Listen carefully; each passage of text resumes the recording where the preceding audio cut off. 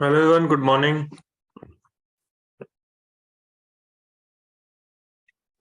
Hi, good morning. Hi, Venkat. Good morning.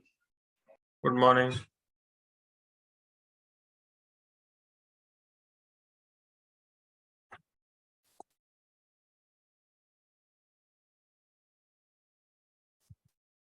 Okay, let's get started. Let me share my screen. So we will start with procedures and functions today, and we'll see what else we can cover. Okay. You can see my screen, right? Yes, Ankit. Yes. Okay, great. So let's talk about procedures today. What is a procedure, right? Okay. So procedures are data-based objects. Okay. And let's say you want to run multiple select statement, right? You have a SQL1, then SQL2, SQL3, right? And you have some conditions between them and you want to run them together, right? One way is you write them individually and you run them, and that works, right? But let's say you want to run them in an ad hoc way, or you want to schedule it every day. What you can do, you can create a procedure, put those statement in that procedure and just run that procedure. Okay, I'll just quickly show you how it works. So like we give create table and then table name, and then after that we give the structure of the table. Similarly, we can create procedure. I can say create procedure, right? Let me put name SPEMP, right, as, and then you specify the procedure. So you can say select star from employee. So we have this employee table, right? Right. So I'm just creating a procedure, a simple procedure which says create procedure, right? SPEMP as select star from employee. Now if I run this, it says commands completed successfully. If I go to my LeetCode database, Namaste SQL, right? And I go to programmability, right? It will show me procedures, functions, everything here in programmability, right? So if I go to procedures, right, it is showing me SPEMP here, right? So we can see all of our procedures here, right? Now this is a procedure created, simple procedure, nothing. It is saying select star from employee, right? Now if I want to run this procedure, I will say execute and then procedure name, right? If I execute, it will run the select query. It looks like a view at this point, but there are other things which we can do. But this is a simple procedure which is just saying select star from employee. And when I say execute SPEMP, it is running the statement within this, right? So this is simple. Now let's say I want to pass a variable to this employee table. I want to say that give me all the employees whose salary is greater than some value, right? Some parameter I want to pass. So I can specify parameter using @salary, and I want to give the data type also. Okay. Now, if I run this again, it is saying that it is already there. So if you want to modify a procedure, you can say alter procedure, right? Instead of create, you can alter also. If I do this now, it says command completed successfully, right? So now, if I again execute this, it is saying that it expects one parameter, right? Salary. Because we have passed one parameter, we have to pass one parameter here as well, right? So I will say @salary equal to 100, right? Now it will run, but it will return you same result because we have not used this parameter anywhere. What I can do now, I can say select star from employee where salary is greater than the input salary @salary. This name can be anything. I have just given the same name, but it can be anything beginning with @. I will just create this procedure again. And when I run this now, it will take this value, right? This 100 value and put it here. Salary is greater than 100 basically, We right? should give a create procedure, right? Procedure is already there. So I'm using alter. The procedure with this name is already there, right? Okay. That's why I'm giving alter if you are creating for the first time, or you can drop this. So you can say drop procedure,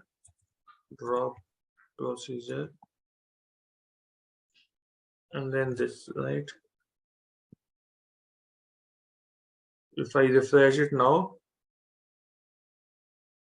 it's no more there, right? Now I can again create it.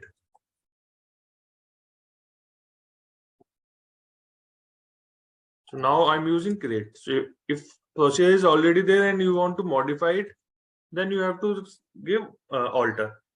Okay. Make sense? Thank you.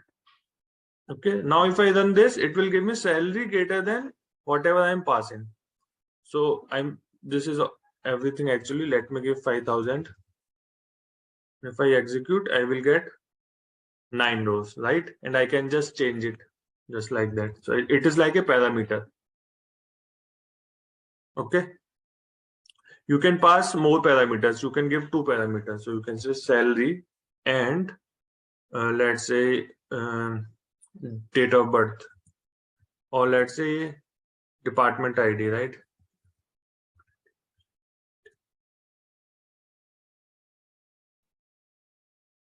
Int. So I have 2 parameters now, and I will say I'm putting 2 condition where salary is greater than this and DEPT underscore ID equal to whatever department ID I'm passing here,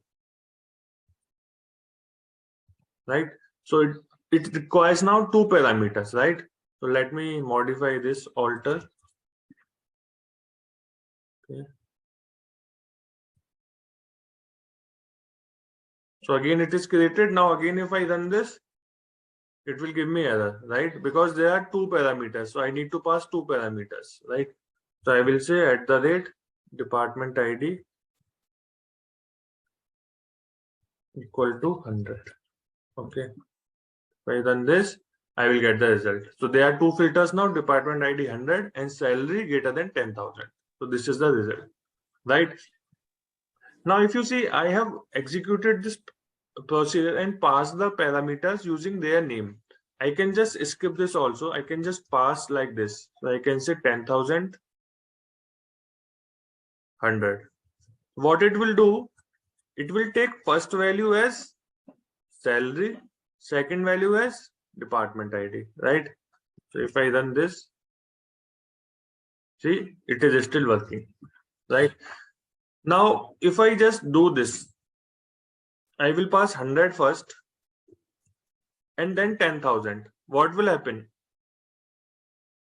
Nothing will come because it is taking department ID as 10,000, right? So if you are not giving the parameter names, right? So it will be taken as per position. So first position will go to first parameter, second position argument will go to second parameter. But in this case, where you are giving the names as well, here you can give in any order. And this is fine. So here you are specifying that department ID should be 100 and salary should be 10,000, right? So the parameters will still work because you are giving by name, right? So it is still working. So if you are giving without this name, you have to make sure that you give in the right order. So 10,000 is the salary I want to pass and department ID 100 I want to pass, right? So it will work.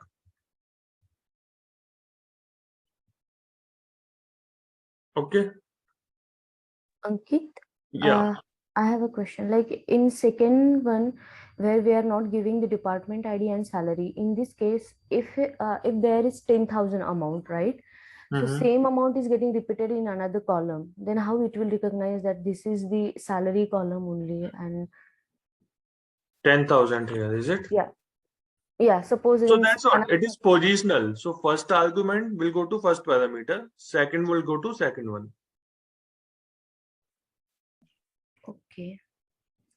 Okay, no, Right. here we are not giving department ID or salary, right? So my question is like, I mean, if apart from department ID and salary, if another column is also there and which has the same value like 10,000, then how it will differentiate it? You are saying, let's say we have one more here. Let's say Mhm. and that also has 10,000 value, right? Correct. Yes. Yes. Yes. Yeah, that's what I'm telling. So let's say you have one more. Okay. Hmm. Let's say some salary one something. Okay. Hmm. Int. So it will take as per the position, the first argument which you pass here. This is first, second, third, right? If in case I am not giving the third argument, then this one, yeah, I'm keeping it blank, then it will take the first two. Then will it not will be consider salary one and it will give error. It will say okay. there are 3 parameters, you are passing only 2. Okay. Okay. Got it. Okay, so it should match, Okay. right? When we are Hmm. running with the one parameter, it is giving error, right? So there are 2 parameters. It is saying parameter at the salary which was not supplied, right? So we have to pass same number of parameters which are there in the procedure. Okay. And if you don't give the name, it will take as per the position. First will go to the first parameter, the second value will go to the second parameter. That's it.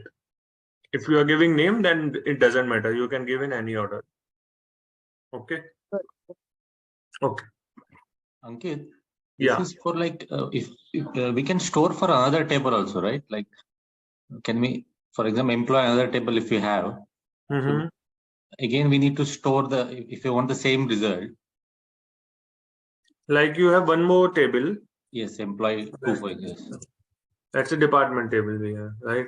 Yes. Yeah. So if I run this, both the statements will run. Let me do this.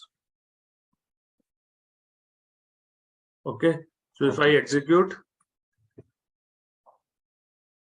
both the statements are running. See. Okay. Okay. Here we have not passed anything, so it is giving full result, right? There is no filter. But it is taking on column name actually. Matching the columns. For these parameters, right? Yes, yes, yes. Yeah, that will be there. That will be there. Okay. Yeah. It will match. It doesn't matter you are using it or not in your queries, but department ID will go here and salary will go here, right? Okay. Okay. So if parameters are there, it is not necessary you have to use it. Sorry. Department ID will be taken from department table also. So department table is just I'm running select star from department table. That's it. No, see, if a department table have multiple columns, Right. okay. So no, we have applied like salary int and department ID int. So I am asking that would be applied for only employee table or department, that would be applied on employee department table also. So in department table, I have not put anything. See, we have to put where filter, right? So I can say where department ID equal to this, then it will work. Then it will apply filter, right? Okay, got it. Okay. So we have to pass the value. It will not do automatically anything. Okay. Right? So if I run this now in both the statements, I have the filters, right? So it is giving only 100 now because I passed 100 as department ID, right? So it is going here, replacing department ID with 100 and giving me the result, right? If I don't give this, then it will be full table. I have not put any filters, right? Although parameters are there, but it doesn't matter. If I don't pass in the where condition, it will give everything. Okay. Okay. Ankit, but in department table, you passed only one parameter now, department ID, but Right. it was Yeah. So it is not necessary I have to pass both the parameters, right? See, these parameters are passed to procedure. Now it is up to you that you want to use it or not. You want to use one or you want to use both. So here also I can just say this one, right? Not necessarily I have to use both the parameters. If I do this, it is still working. Oh, sorry. I have created this. If I execute this, it is still working, right? I'm getting department ID 200 as well. It is just I am passing the department ID to this procedure. Wherever at the rate department ID is there now in your procedure, it will replace with 100. If it is not there, it is fine. It will not fail, right? It is just a placeholder. Yeah. Okay. Okay. If you use it, good. If you don't use it, that is also fine. It is not necessary to use all the parameters which are passed to the procedure. If it is not used, obviously, why you will keep it? You will just remove this parameter, right? But there is no compulsion that if a parameter is there, you have to use it. No, there is no compulsion. I can just remove this one as well. So if you see, I have not used department ID anywhere, but still it will work, right? There is no error. Okay. In execute statement, we just need to mention both the parameters. Yeah, in execute we have to mention because the signature of your procedure requires two parameters, right? Yeah. Okay. And Ankit, how it is different? I mean, if we don't create parameters, if we just put these conditions in the where clause. Yeah, Like- it is same. It is same. It is same, but it won't be dynamic then, right? Yeah. Here you can pass any value and then it will run, right? If you hard code it, it will be fixed. Yeah. Here I can run for different department ID, right? Yes. Okay. Yeah. Okay. Good. Thanks. Okay. Ankit, I have a question. Yes. Suppose we have two different department IDs which we are passing in our parameters. Like one is supposed to come from employee and one is for department. Normally it is different for both of them. But in one particular scenario, if I want to have the similar ones, so while calling the procedure, can I do @department ID 1 equals to @department ID 2? I didn't get it. So you want to Okay. pass two different values? Yes. So if it will be a department ID 1 and department ID 2. This- Okay. Okay, let's make it department ID So 1. department ID 1 is employee table, department 2 is a department, like that, right? It depends like on your usage. Normally, like I'm supposed to give two different values, and that is why I've created two different parameters. Yeah, Now, while calling this procedure, let's do this. Department ID equal to department ID 1. Right? And here,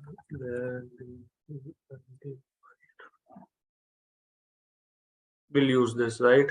yeah. Okay, so we have three parameters now, and let's do this. Okay, so this is all fine. Now we have to pass three arguments, right? Three parameters. So let's pass simply. So let's pass without name. So first one, I want to keep it as salary. Second one, let's say 100, and third one 200, right? So Yeah. 10,000 will go to salary, 100 will go to department ID 1, 200 will go to department ID 2. Okay. Yes.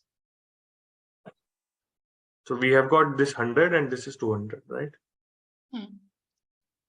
Right. So you can pass as many parameters as you want. No. My question is, if I am giving it like this, like while calling, can I give it like @department ID 1 equals to @department ID 2? You want to Instead of- join these two tables, is it? Yes, like I know, like I can join it in the procedure itself, but can I do it while calling the procedure? Okay. But I mean, how will that make sense? In that case, you can just use one parameter, right? You are anyway assigning same value to the department ID 2. Hmm. Okay, you want to make it dynamic, right? Okay, let's try. Not sure. I don't think that will work.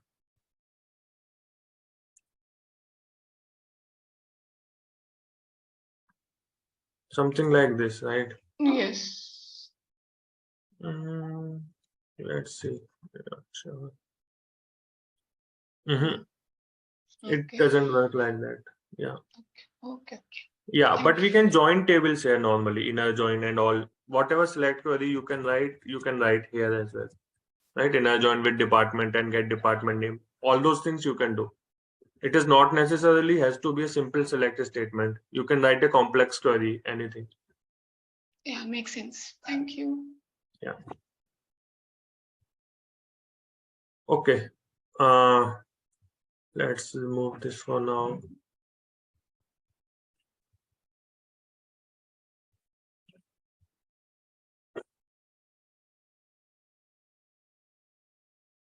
Okay.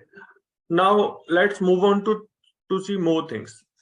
Now in this procedure, it is not just select statement. You can even have insert statements as well, right?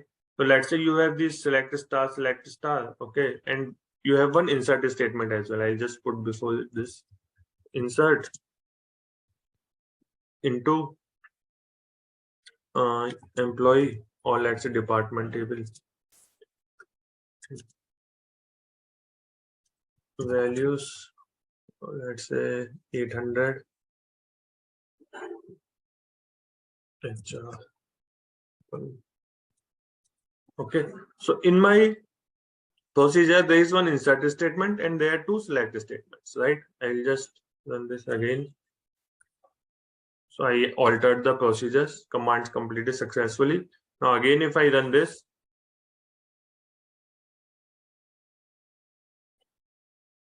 you see both the queries have run and this insert would also have run, right? So if I just run this without a filter, okay. Let me run this query only. If you see 800 has also come, right? HR1, right? So it is like you can put anything, insert, update, create, any command you can put within the procedure. There's no limitation on that. In the view that we discussed earlier, in that we can put just one select statement, that's it, nothing more than that. But here you can put a insert statement, update statement, anything, right? You can update a table based on the input parameters that you pass, right? You can filter data and update table, right? You can insert rows, anything you can do. Okay, you can even put the count actually, sorry, if else condition. So I will show you. So let's say this is our procedure. I'll just remove this, and what I want to do, I want to see how many number of employees are there for particular let's say department ID. I'll just pass one parameter here, okay, and we'll remove this. Okay, so I want to print how many number of employees are there for a particular department, whatever I pass here. Okay, so if I just do this, okay, and let me do this, everything else. So this is currently giving me 4 employees, right? And if I'm passing, let's say 900, it won't give anything, right? But what I want to do, I want to put a custom message that if employee is not there, it should print something that there are no employees with department ID 900, right? Or I want to put number of employees are this much. So I want to put some statement, right? So what I can do, I can declare a variable, declare CNT as int. So this is a variable, right? This is a variable that I have declared in the procedure. Okay. What is this declare int? Okay, whatever. So now what I will say, select count 1 or anything, right? This will give me count of employees in department ID this, and I will put it in CNT. Okay, I have to pass at the rate. So whenever I'm declare a variable, it should be at the rate here. Okay. So what will happen? I have created a variable CNT, and when I run this value will go into this CNT variable. Okay. So currently, if I run this,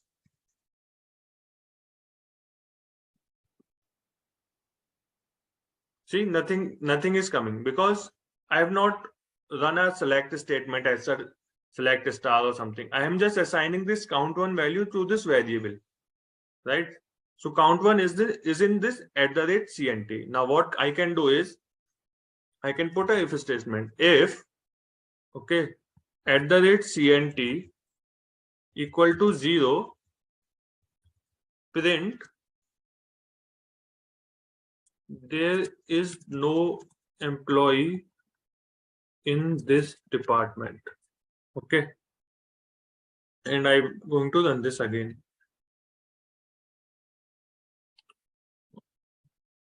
I think in single course I need to print.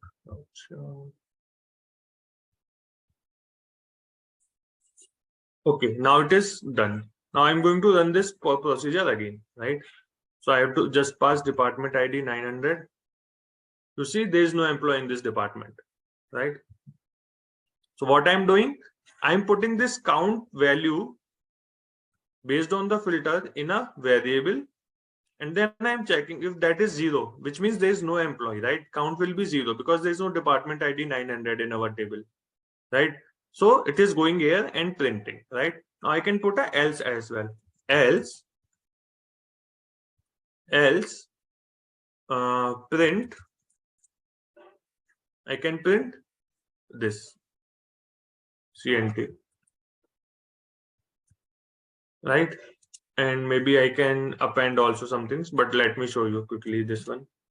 And I will pass 100, right? So again, I'm saying, no, I have not modified it.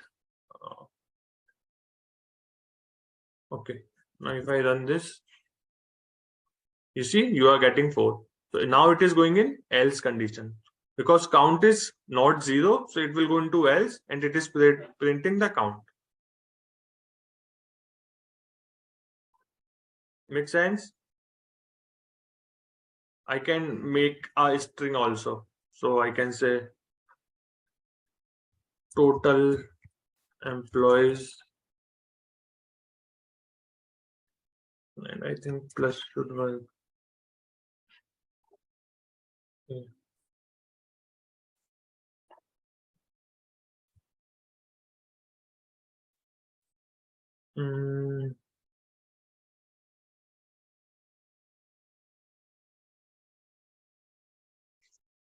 Okay, I think it is trying to convert this to string, but let me do one thing. Let me put cast @CNT as well.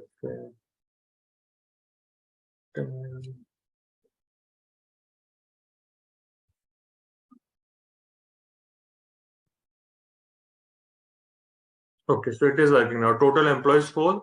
Earlier it was failing because count was an integer. And when I use plus, it was trying to do an addition, integer plus integer kind of addition, but it was not able to convert this into a integer because this is a string value. So I converted this to varchar using cast function, and then I'm appending. If you remember, we can do append using plus or this sign also, right? I'm using plus here. So it is printing total employees, and then this is a variable which has value of total number of employees. Is this clear? Any doubts here?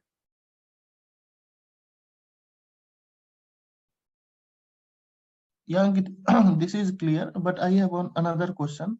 Like Yes. In simple SQL queries, we use case statement to check conditions, right? So Right. there also we can use if else, or in a stored No. procedure only I can do. Only stored procedure. In normal SQL, you can only use case when. You cannot use if else. Okay, so case can be used in a stored procedure or not? Yeah, in SQL query you can use. So if you have a SQL query case when, you can use within SQL query, right? With like normally in the SQL query you use it, like that you can use it here. Yeah. Okay, like where you have used if, we can't use case here. No, we cannot use. Okay. So case is when you are running a query on a table, you are running a case statement, right? It works with the table functions. But this is a program, right? You are checking a if else condition. if here, then go here, right? So this is a different thing. Okay. Yeah. No, I was thinking about like in that case also we do check row wise. Here also we are doing the same, so that's why. No, here we are not checking row wise, right? Case when runs row wise, right? Here we are just checking if this variable is 0 or not. That's it. There is only one value of CNT. There is no table on here, right? Thank you for using our phone Okay. verification system. Your code is 662 Can you 7. Once again, your can you plus mute it? Whose system is that? Okay, thank you. Okay, so this is just a variable. In if else, I'm just checking a variable value. That's it. Case when is like a SQL function, right? When you write a select statement, you use here case when. So it will go row by row, right? But here it is just a variable. I'm just checking if this variable is equal to 0 or not. Okay, Okay. got it. Okay. Yeah. So these are the input variables, right? Which means you pass an input value to these variables and use it. There are second kind of variables which are output variables. So let me put something as let's say CNT int output. So this is output variable. Now how I will use it, I will just tell you. So I'll just remove this for now. Okay. And I'm now passing this to this CNT. CNT is my output variable now. Okay. And that's it. Let me run this now.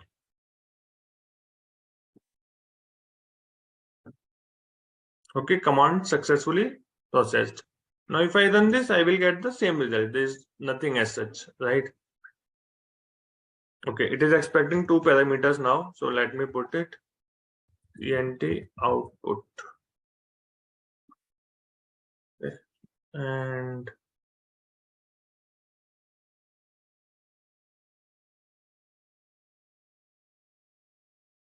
okay, so declare. I just tell you what is happening.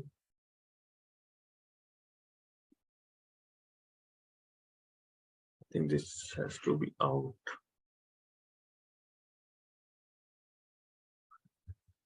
I think this is out, not output.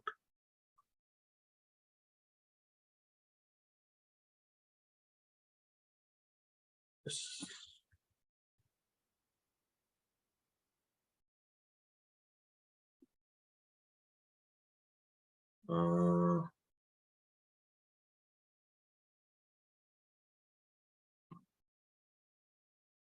Must pass parameters number 2 and synchronize after the.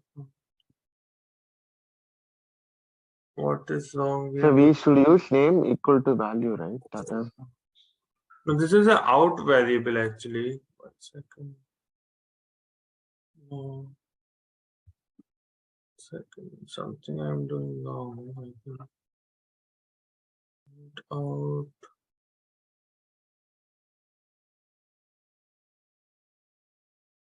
Out.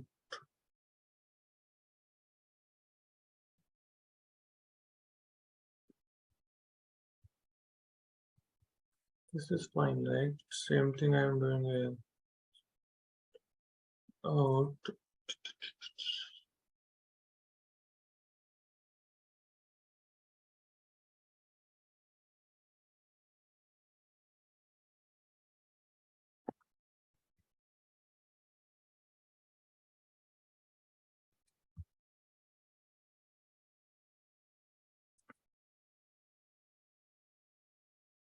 Fine.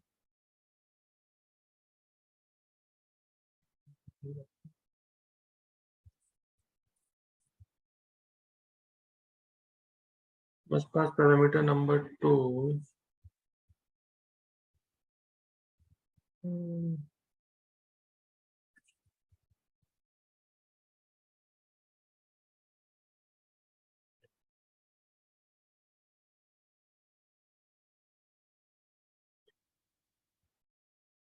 Okay, let me just do this.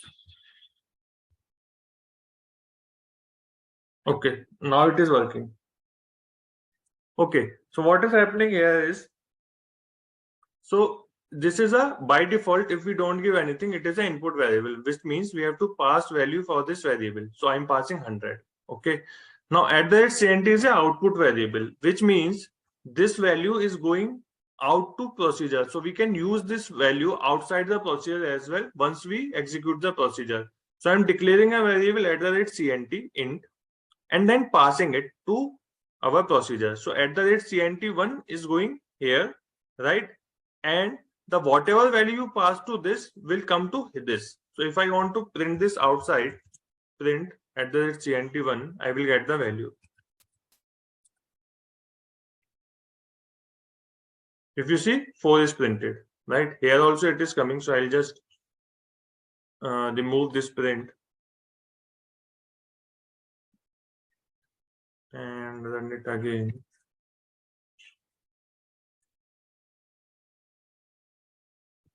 You see, 4 is getting printed. It is getting printed from here, right? So what I have done, I have declared a variable outside the procedure at the CNT1. I'm passing it to the second parameter in the procedure, right?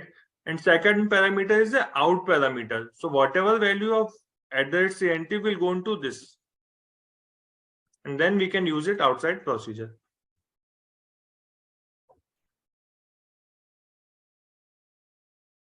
So this is the difference between input parameter and output parameter. Input parameter you have to pass and then you can use it. Output parameter is you assign some value to the parameter and then you can use it outside the parameter as well.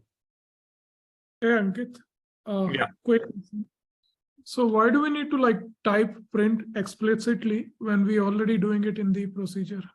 No, this is just I'm telling, but you can use for other things also. This variable is there right now. So you can write other select statement and you can do a lot of things. It is not just print.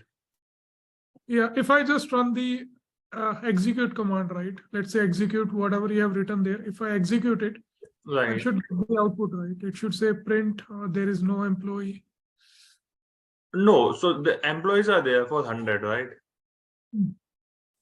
So it is not going in if, right? For Okay. this particular case, it is not going in if and else I have commented. Oh, that's why nothing is getting printed. But if Right. you want, yeah. Yeah, it will be printed, right? Okay.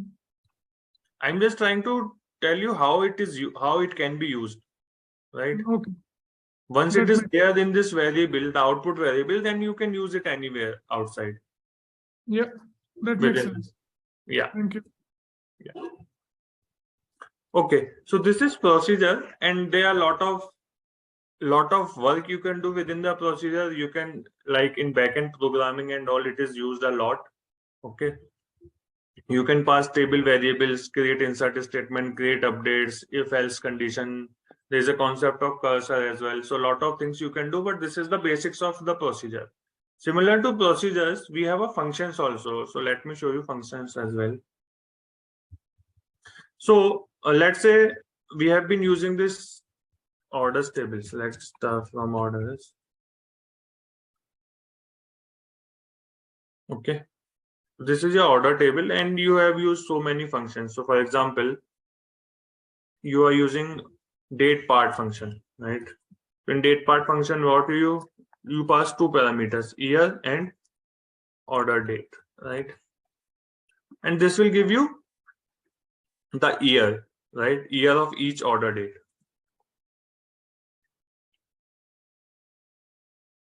So this is giving you year of each order date, right? Now, if you see, this is an inbuilt function, date part, right?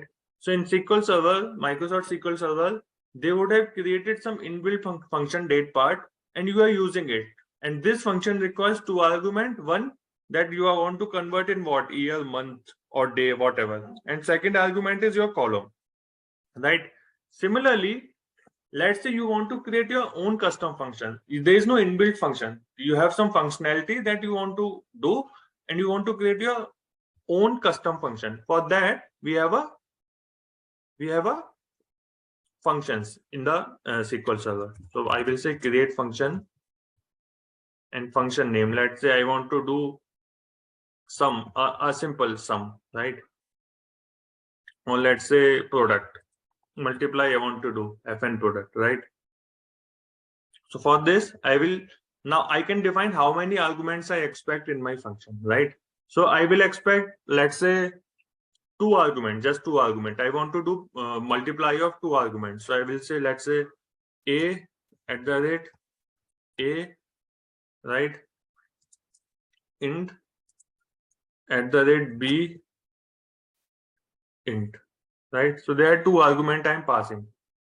Now I have to tell what this function will return, what data type. So I will say this returns integer, right?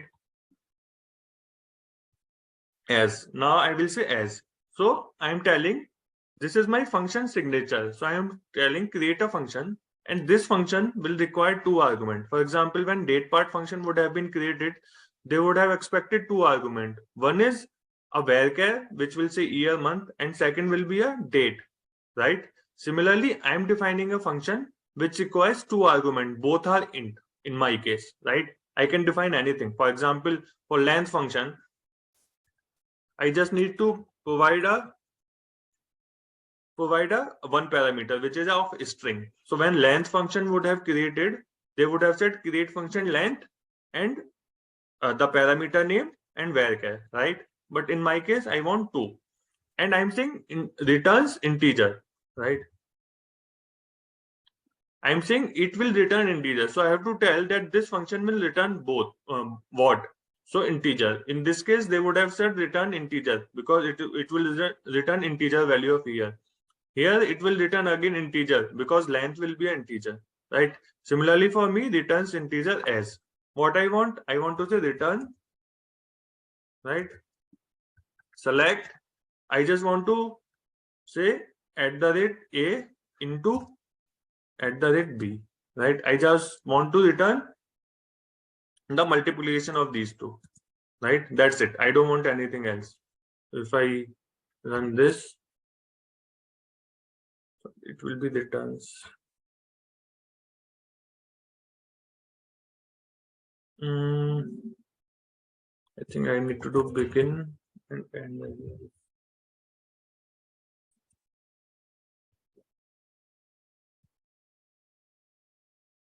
Okay, so this is my full function syntax now. That I have to pass the parameters, then what it returns as, then begin, and then my return statement, what I want to return. Okay, so if now I can use this function here. Okay, so let me use here. Let me just show you simply how I can use. So select, and so if you go here again, functions, refresh it, you will see the function. This was my stored procedure. This is my function, right? So if I go there, scale valued function, this is my fn sum, right? I can just drag it here. And this function expects two arguments. So I'll pass two arguments. Let's say 4, 5. Right? I got why it is giving me 9. Okay, this is fn sum, sorry. Versus fn product. Right.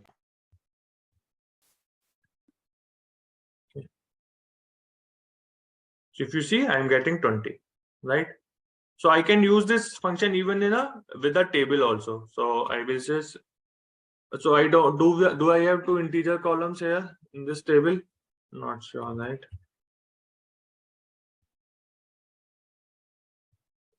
We have a row ID, and these are all decimal quantities. I think let's try it. So if I pass, so this is my function.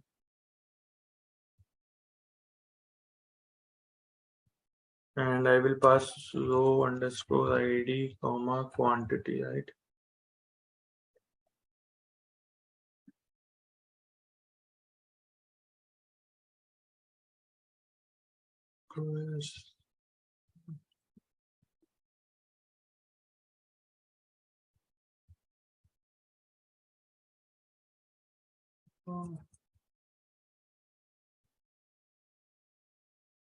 Yeah, it is working if you see.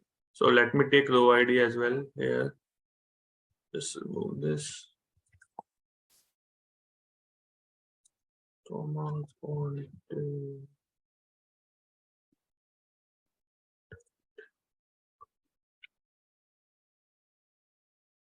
Okay, so if you see, we are getting the multiplication of these two, right?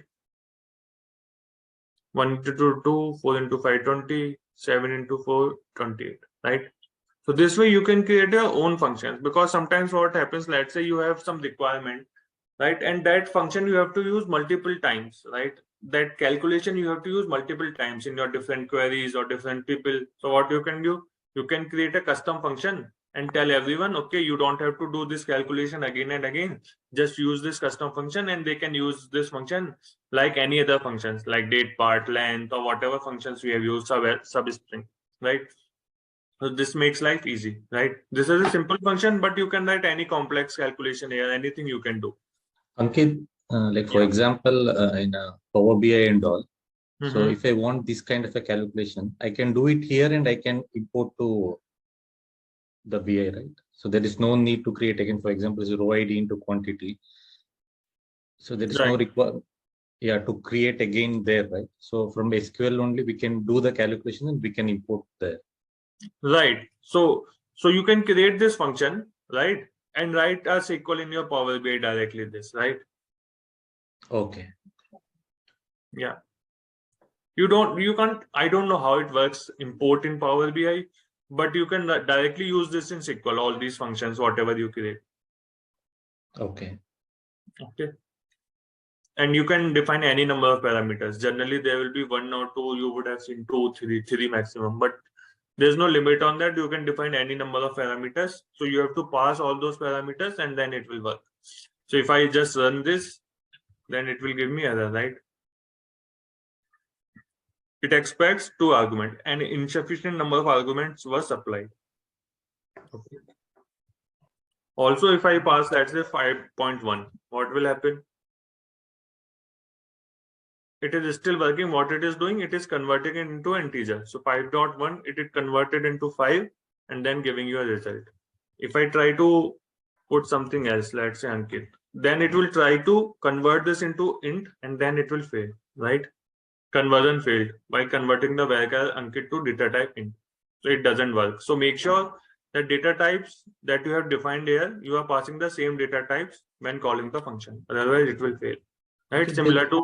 Similar here, right? If instead of date, if I pass a string, it will fail because it is expecting a date value, right? So it will fail. Yeah, you have some question.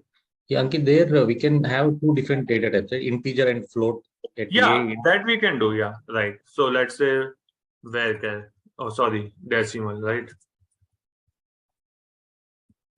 5, parameter type anything would be here, like initially we are passing integer, decimal and float numbers, but can we also pass if we have to create any other function that requires any other type of parameter, so can we do it also? Yeah, any data type you can pass. There's no limitation on data type. Date, varchar, float, anything. Okay. And in that case, as you have returned returns integer, so what we have to return in that case if Yeah, there is a we mix have to of return parameters? decimal value. Whatever you are supposed to return. Now again here I have done returns integer.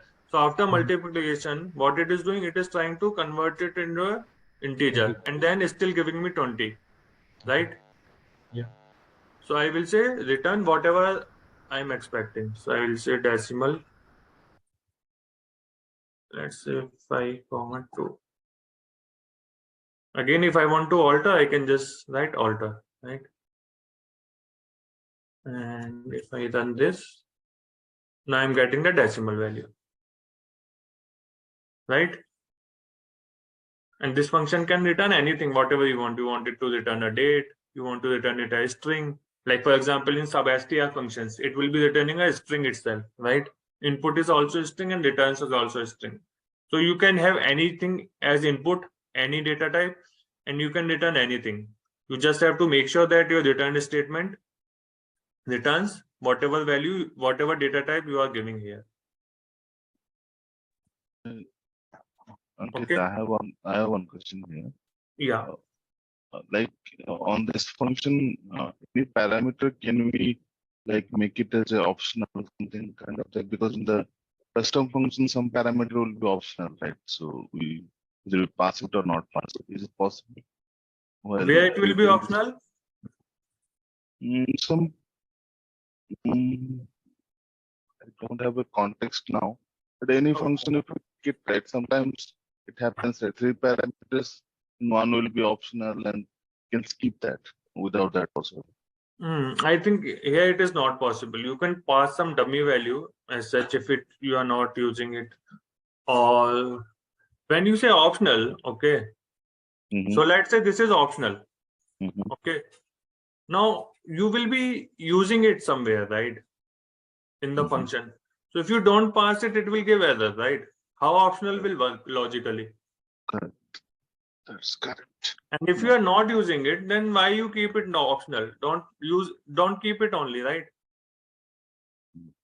That's correct. So how optional will work logically, we have to think about it. But I don't think it's possible here. Okay. And you can also use alter, create alter. So if it is already there, you can use alter function, alter procedure, whatever you want.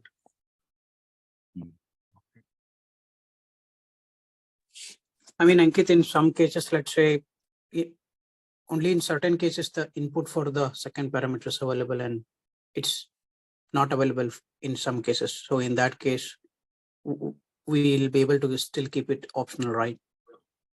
I think you will have to create 2 separate functions then. One with 1 parameter, another with 2 parameter, and you can use it accordingly whenever you want to use. But optional is not possible here. Okay. Yeah. Yeah. So the context now I got it, like in the lead and lag, right? If you see the first column would be the column name. Second Right. parameter, if you give it or not give it, it will just lead by 1. Default will be 1. If you give it 1, it's fine. If you don't give it, also it's taking up. So Right. some kind of that functionality. I think it is possible in this function something. In this, I don't think it is possible. Optional parameter in functions, right? We can check quickly. SQL Server functions, user-defined. We call them user-defined functions. Right. Functions, optional parameter.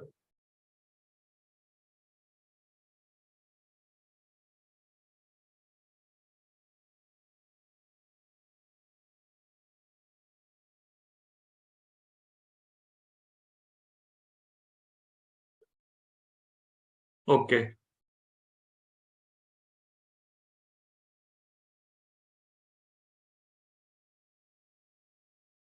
We can pass a default value actually. Let's see how it works. Alter function. This. Okay. So what is the default value here?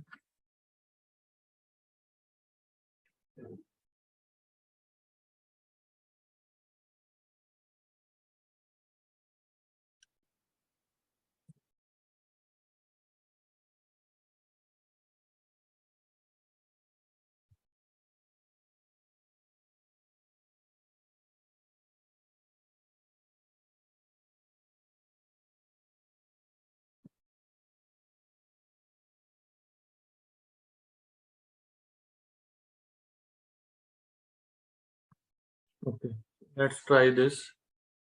And then it be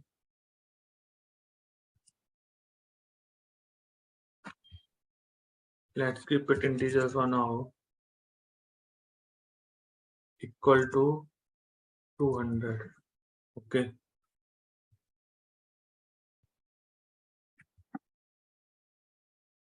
Okay, so this is done now.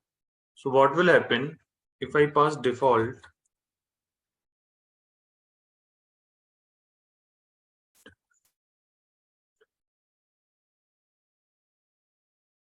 Okay, now it is working, right?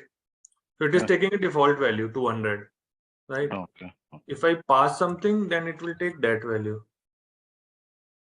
If I don't pass, let's see if it works like lead lag, right? No, it is not working. So when you are calling a lead function, internally it is converting into default, I think, when SQL engine is running it, right? Okay.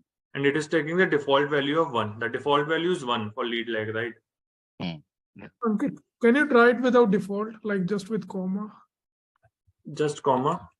I think it should. No. No, it's not taking. Yeah, even for default, right? I mean, No, you have to pass default.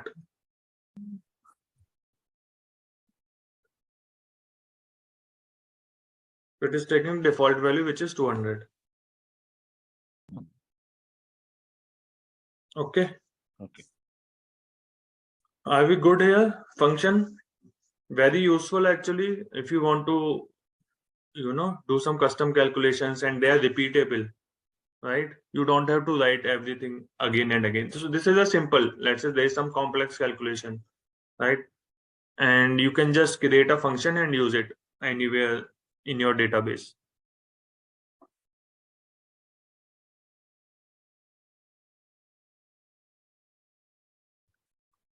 Are we good with this? Okay. So these are the procedure and functions. You can study about them in more detail, but these are the basic thing. In functions, there is nothing much as such. This is it about functions. You just have to pass parameters, and then you can write your select statement using those parameters and do any calculation and return whatever you want to return, string, decimal, or whatever, right?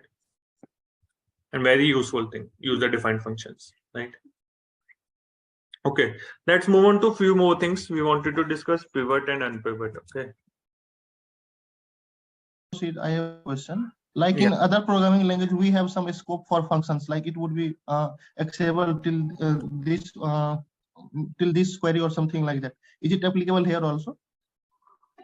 Sorry, what is the restriction? I didn't get it. No. See, like create functions. So we have something like that. That would be a scope of that function would be till this function only or something like that. So is it applicable in this also or not? Like we can use in entire query that function, whatever we create here. Yeah, in entire query, wherever, just like any other function, like date part, you can use anywhere, right? In select, where, group by. Similarly, these are also same. You can use anywhere. It is just this is inbuilt in your SQL server, and this you are creating user defined. That's it. No other difference. So like we have created this function, let's say in the FN product. So if I want to use in FN sum or somewhere else, so I have to define that database name or something like that. Then we can use this function, right?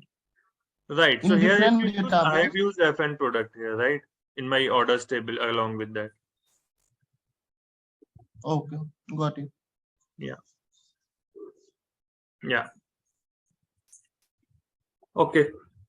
Let's move on to pivot and unpivot. So we have this orders table.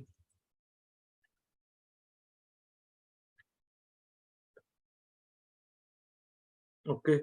Now, if I want to pivot data in the sense, let's say I want this category sales 2020 and sales 2021, right? How we will do it, right? We know that we can do select category, right? And then I can just do from orders group by category, right? And I can say sum case when.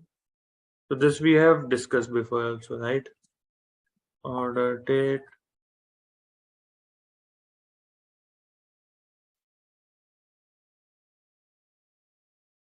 equal to 2020, then sales and, right, as sales 2020. Similarly, I can do it for 2021. and this will give me data in a pivoted format. So pivoted format means we are converting rows into columns. So these were all rows, different orders. I converted into 2 columns. Okay. So this is one way of doing a pivot. Now in SQL Server or most of the databases, we have a direct function to pivot it. Okay. So we will learn that how do we pivot the data without using case when, right? This case when and sum is very customizable. You can put many conditions here. You can do anything. But in pivot, it should be straightforward. I will show you. Okay. So what I'll do, I'll say select, I want category, right? And I have order date, right? So I will just take date part of order date as, let's say, year of order date, right? And then I have sales. These 2 columns are required, right? That's it. From orders, right? I will just put this as table 1. Okay. Then I have a pivot statement, pivot. Okay. I'll say pivot. What I want sum of sales, right? Sum of sales for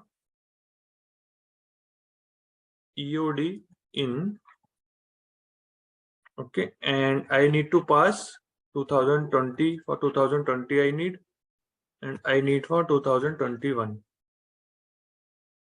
right, as T2. Then I will say select, I'll just explain it. Okay. Okay. So what I'm saying, this is my table, right? Category I have, year I have, and sales I have, right? So if I run this, how it will look like? Let me run this one only. So if you see, I have year of order date, right? YOD, and then sales. So this is a different rows. What I want what we have done here. I want category, then 1 sales for 2020 and 1 sales for 2021. 3 columns I want.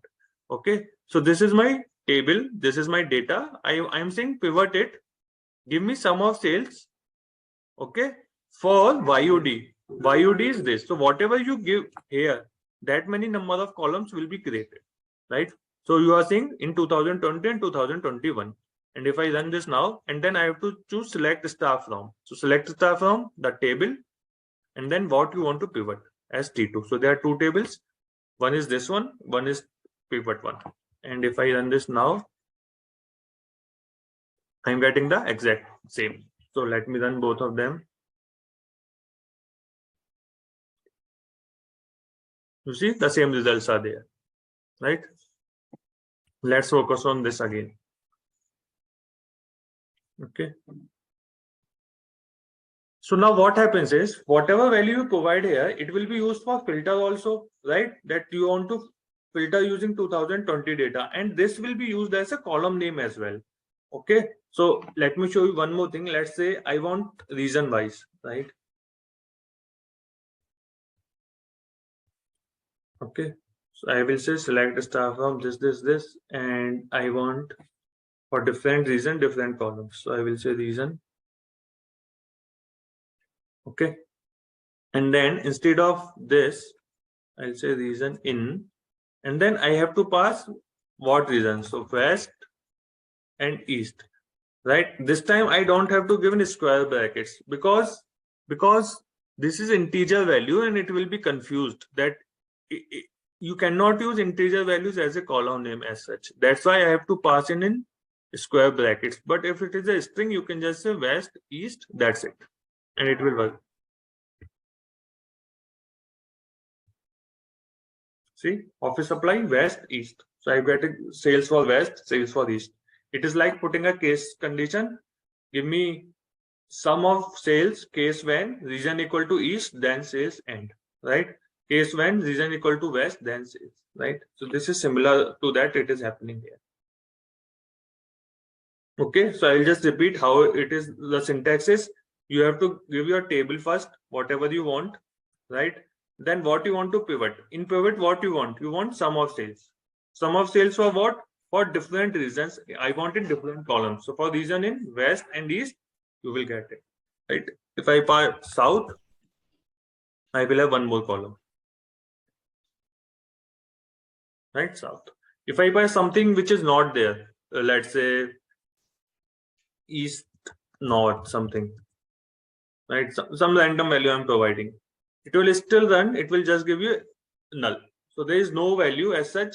When it is applying a filter where region equal to east north, it is not getting anything. So it is null, but it will still run, right? And the column name will be same, whatever you give here.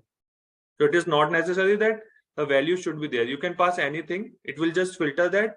If it is not there, you will get a null. Ankit, Yeah. quick question here. So Yeah. let's say we want this pivot for all the values in region, right? In that Mhm. case, we need to explicitly mention all the regions, or we can simply say, hey, some sales for region, that's it. I think you No. have to specify. Let me try it. Yeah. Yeah, there is an error already. Yeah. I don't know if we have a all keyword. Not sure. No. No, I don't have it. Let's see. SQL Server pivot all values.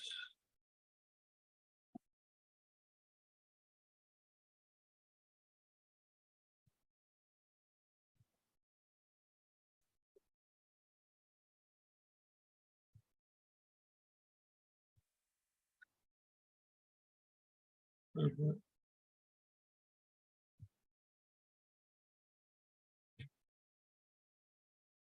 I don't think I will just check, but dynamically, I think there are some ways of doing it. Can a query like select distinct work? Yeah, I think that's what I just saw. Select distinct reason from orders, right? It is giving error. Mhm.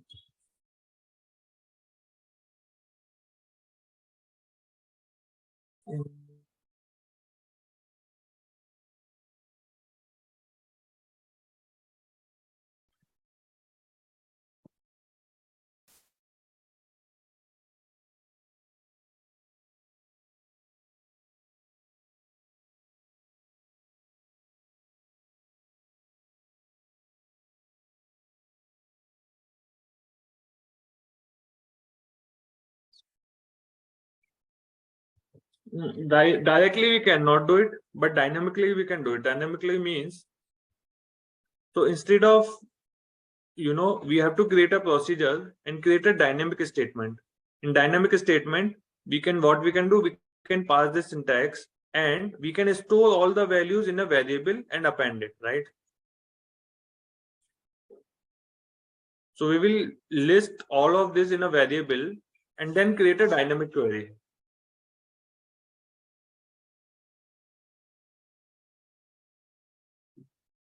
You're getting it? So what we are doing, we are just running this statement currently separately, right? And here we have to write a complete statement. We cannot dynamically append some variable or something, right? What we can do, we can create a procedure. In that procedure, see, this is the statement, right? And then they are appending a variable, columns to pivot, right? And list to pivot. So these two things, they are passing dynamically, reason and the list, right? Using plus sign. And then if you execute this procedure, then you will get what all the values at once. I'll give you this link. You can just try it later dynamically. Ankit, Yeah. another question. Yeah. So whatever we are covering today, right? If somebody is in analytics, right, working closely with the business, Mhm. do they even need to know how to build procedures, triggers, functions, right? Isn't it more for like data engineer roles? That's what this is Whatever we are- more for programming actually. So this is for This is for backend programming. You use lot of procedures and PL SQLs, right? For that, it is used in analytics, not much.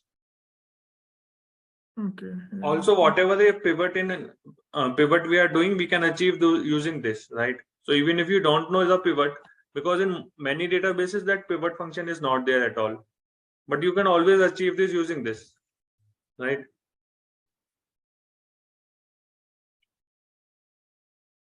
Thanks, Ankit. Yeah. Yeah, Ankit, in pivot function, if we want to use count as well, so after applying comma, we can write count, right? Here, Yes. So I want to use, no, along with some, I want to use count as well. So 2 columns. After applying, no, Ankit, this statement is complete. After that, I want to count like how many regions are there or something like that. So in okay, that here case, on top. Okay. okay, first run the query, then I will. So here you can put anything, right? See, now we have 5 columns, right? Right. So these are determining our means whatever sum is there region wise. Right. So similarly, if we want to use some column region wise or something like that, so in that case, we have to use count in pivot function only. No? Are you getting, or do I repeat once more? No, so whatever so these are the columns created now: west, east, south, east, north, right? They need one more column, Ankit, for count also. So you So can that just put here. that should be put.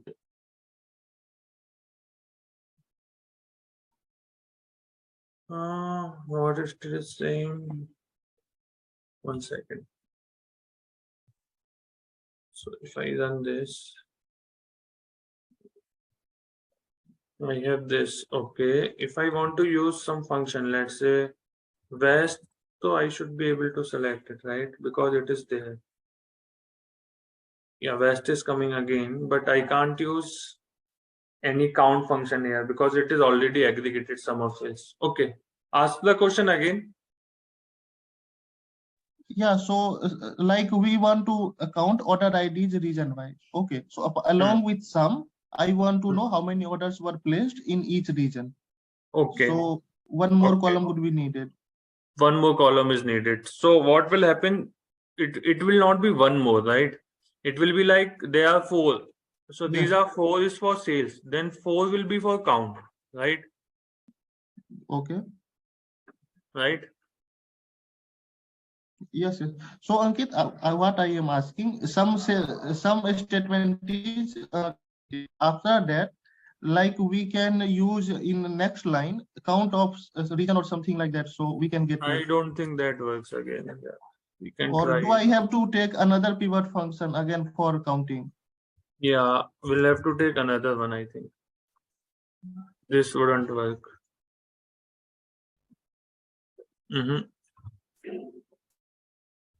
If comma. No, it doesn't work like that. It doesn't work. So if I give one more pivot, let's see if that works.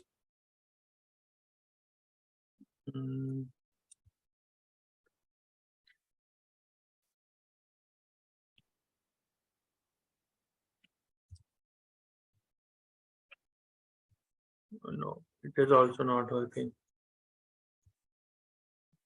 No, you can give only one pivot. That's it. Means then it won't be useful for us now, because in case statement we can count and some. That's what case statement is more customized. You can do anything, but here you can just pass values, right? It is just like in Excel you do pivoting, right?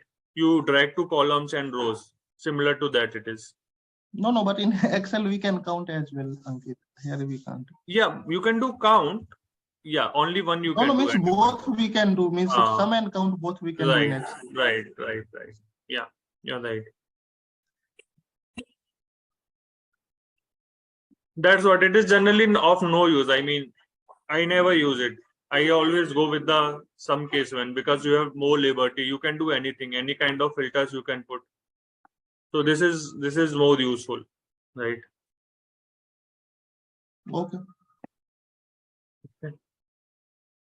Now, one more thing in SQL Server is you can create, let me run this much only. Okay. You can create tables from a query result. So for example, this is my query result for any query. I want to create a table with this structure and data. So whatever is my query result, I want to create table for that. So I will just say select star into and my table name, right? Let's say sales year wise. And if I run this, you see 3 rows affected. It created a new table here. I can just see this table. Select. This is also sometimes very useful. You have a query and you want to store a result in a table for some purpose. So see, new table is created. Right? I can create on anything. So let's say select star from order, right? So this is my orders table, and where reason equal to say West. Okay. Now I want to put this data into another table, so I can just select star into orders West. Right. So this will create a new table with the same structure as orders, right? Okay, already it is there. Let's create for East.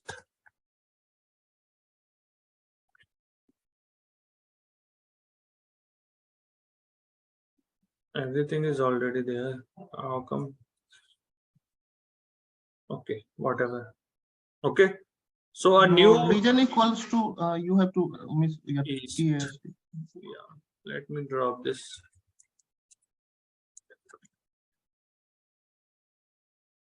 Let me drop the East one only.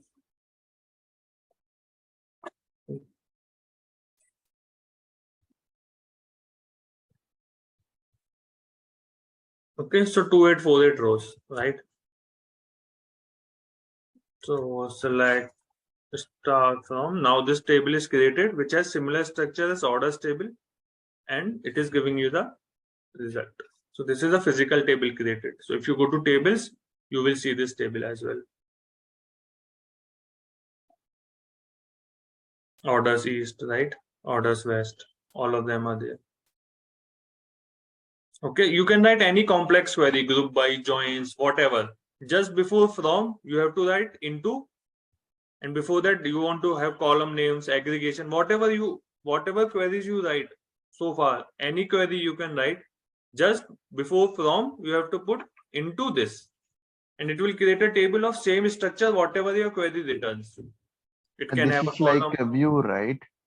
It is not a view. It is a table created, physical table. Okay.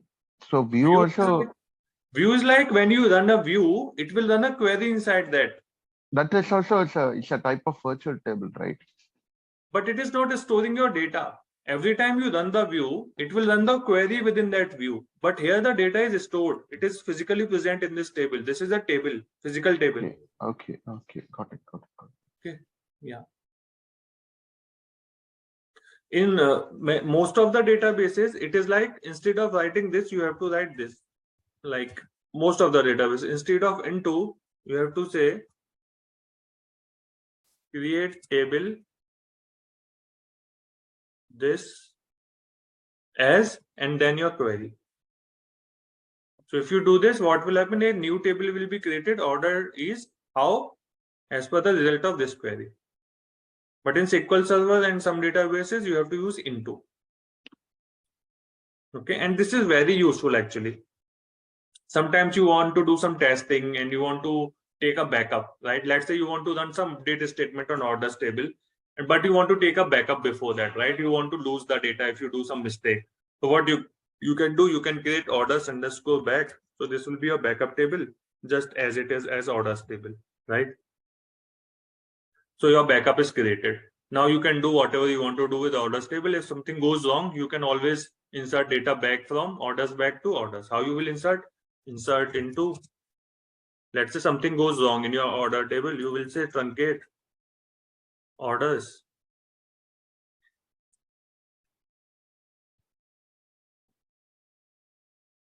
So your data is gone. Now you can again insert it back from the backup table.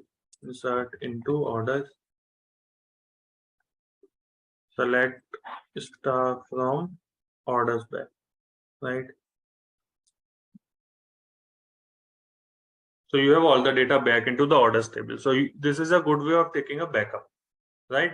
I think we have not discussed truncate statement. Truncate statement is like you want to delete all the rows. So we discussed about delete from table, right? Orders. So it will delete all the data, right? But here you can give a where condition as well, where let's say order date is greater than some value. So it will delete only the data where this where condition is satisfied. But in the truncate, you cannot give it. In truncate, it will just truncate table and table name. So it will truncate all the rows. It is like running delete from table without a where condition. Okay. But you cannot give where condition in truncate. It is faster than delete. Truncate is faster than delete. We'll discuss why later, but truncate is faster than delete. And you cannot give the where condition here. Okay. So this is clear, right? How to create a table. Very, very useful actually in day-to-day work. Many times you want to take a backup or some work, or you want to store the result of a query in a table. Because sometimes, let's say your query is taking a lot of time, right? And you don't want to run it again and again. So what you will do, you will run the statement and restore in the table so that you can analyze it later. You want to do some analysis on top of it. So you can store in a table and then you do your analysis on that table instead of running that query again and again, right? If it is a small query, that's fine. You can run multiple times. It is taking few seconds. Let's say one query is taking 10 minutes and you want to do some analysis on top of the result of that query. So you can create a table on that query using into, and then on this table, you can do your analysis. So very, very important and useful in your day-to-day work. Okay, any doubt here? Ankit, that truncate, like we discussed, so it is basically deleting the data, not the definition of table. Then why Right. GDL, not DML? Okay, so that's a different discussion actually. So what happens is, okay, so what happens, there's a concept of commit and rollback.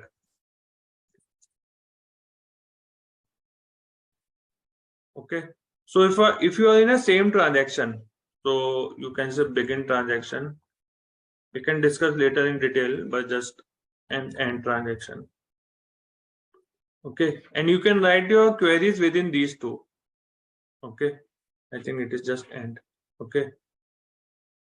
Now you can write your select, update, delete, insert within these two commands, begin transaction and before end. Now let's say you have done an update statement and you thought this something is wrong. So you can always use rollback. So what it will do, it will go to the previous state of update. So that update will be rolled back. The moment you do commit, it will be committed. It cannot be rolled back. Okay. So the delete, update, these are all DML statement and can be rolled back. But truncate cannot be rolled back.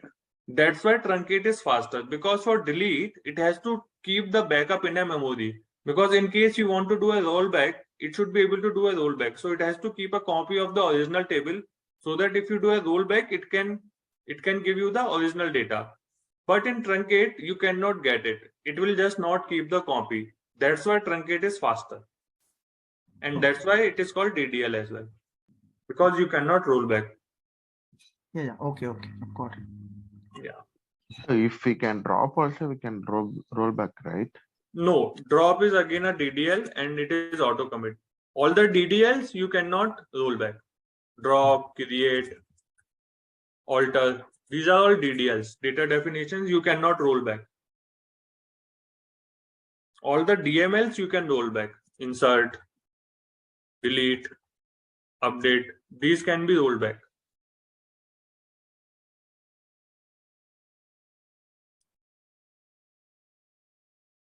Okay.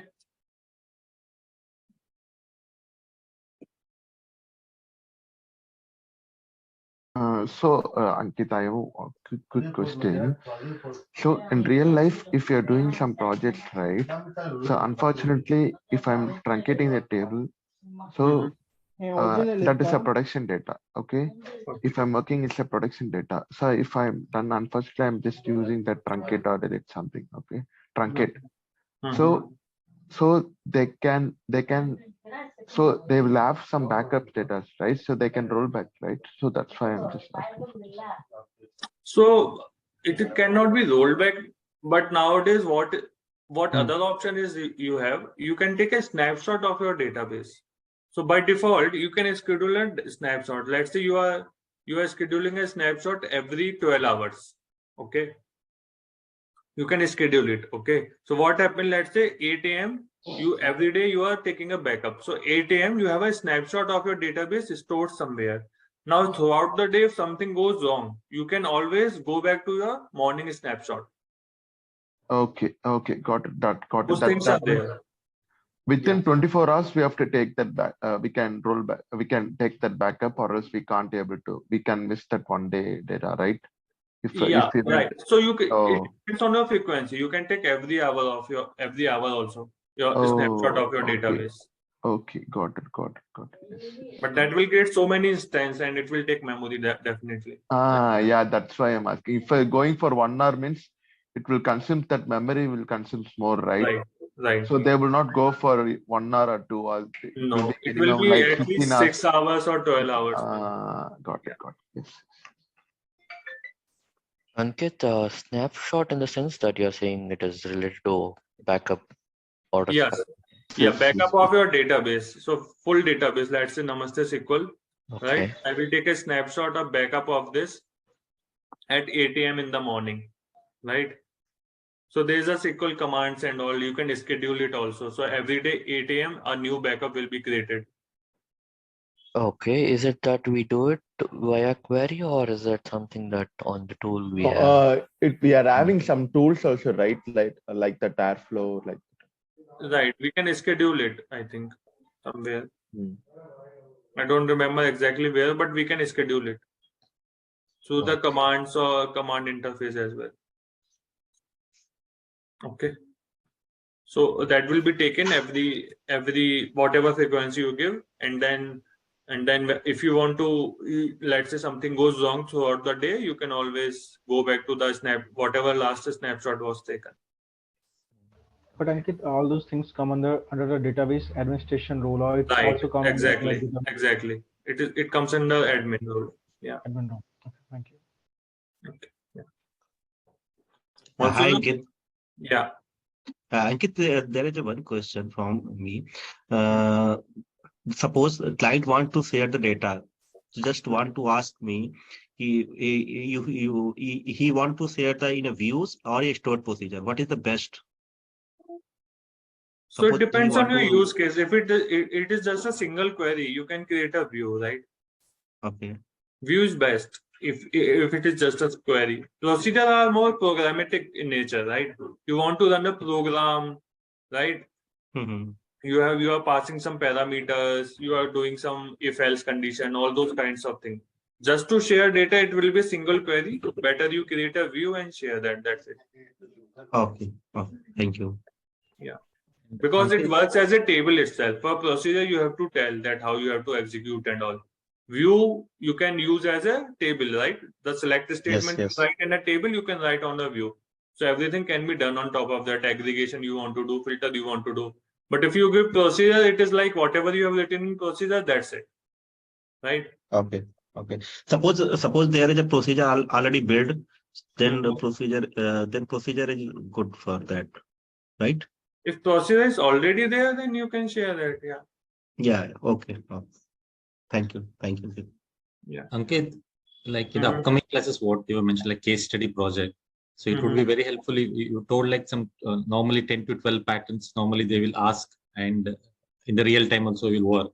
So will that case study project will comprise of all kind of a 10 to 12 patterns so that we can practice once the class is over, regular practice? Yeah, so the projects will be like, there will be some data set we will take from the internet. We will Okay. and we will do a basic analysis, and I will prepare some good questions, or 5 to 10 questions. Okay. Okay. Yeah, so it will cover all of whatever we have learned. Yeah. Okay. Okay. So for example, we are working with ordered data set, and I'm creating so many questions every day I'm sharing. Right? What we will do, we will create a new data set. We will take from the internet some real data set, and I will do some. I will do a basic analysis of the data set. What columns are there? What values are there? And then I will Okay. build some good questions, 5 to 10 questions. So I will Okay. share with you all first. You can try yourself, and then we can discuss those projects. Okay. Okay. Yeah.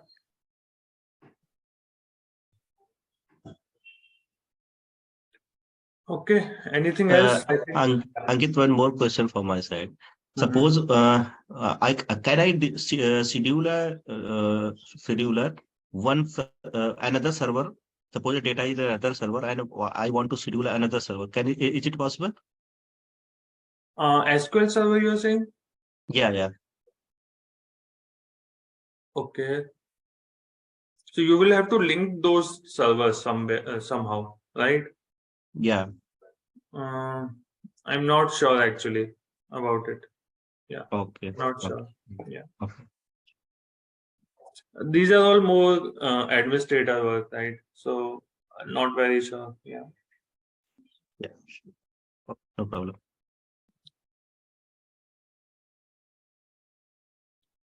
Okay, I think we are on time.